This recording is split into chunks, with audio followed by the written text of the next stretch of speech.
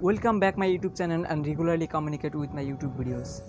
আজি আমি এইখন ভিডিওত জীবনৰ চাৰিটা বস্তুৰ বিষয়ে আলোচনা কৰিম। যি চাৰিটা বস্তু ভাঙিলে কোনো শব্দ নহয় কিন্তু ইয়াৰ পৰা যেটো আঘাত পোৱা যায় যেটো দুখ পোৱা যায় হেতু গোটেই জীবন মনত থাকি যায়। গতিকে আপুনি কেতিয়াও কাৰো এই চাৰিটা বস্তু কেতিয়াও না ভাঙিব প্লিজ।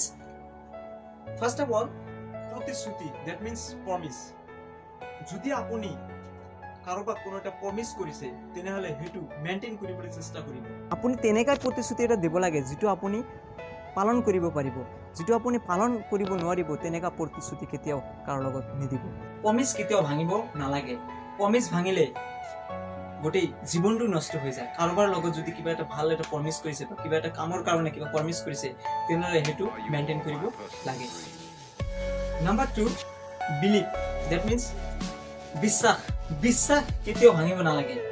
বিলিফ সিস্টেমৰ কাৰণে এইখন পৃথিৱী জীয়াই আছে। আপুনি কেতিয়াও কাৰো লগত বিশ্বাসঘাতকতা কৰিব নালাগে।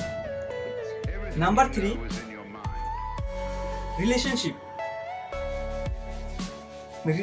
ভাল আৰু বেয়া দুটা ৰিলেশন থাকে।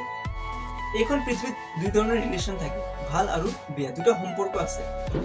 আপুনি সদায় সকলোৰে লগত ভাল সম্পৰ্ক বচাই ৰাখিবলৈ চেষ্টা কৰিব লাগে। যদি আপুনি কাৰোবাৰ লগত কিবা এটা ভাল সম্পৰ্কত জড়িত হৈ আছে তেনেহলে সেই সম্পৰ্কটো কেতিয়াও ভাঙিব নালাগে।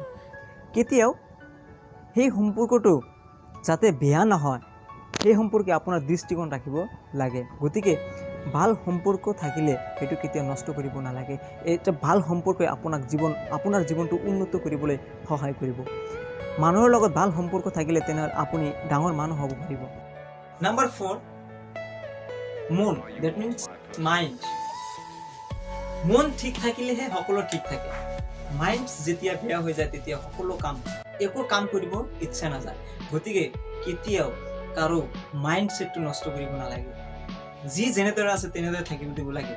গতিকে আপুনি কেতিয়াও মাইন্ডসেটটো নষ্ট নকৰিব। নিজৰ যেতিয়া নষ্ট হয় কেনেকা লাগে ঠিক তেনেকা আপুনি যদি কাৰোবাৰ মাইন্ডসেটটো নষ্ট কৰি দিয়ে তেনেহলে ঠিক তেনেকাই লাগে। গতিকে আপুনি কেতিয়াও কাৰো মাইন্ডসেটটো নষ্ট নকৰিব। Thank U.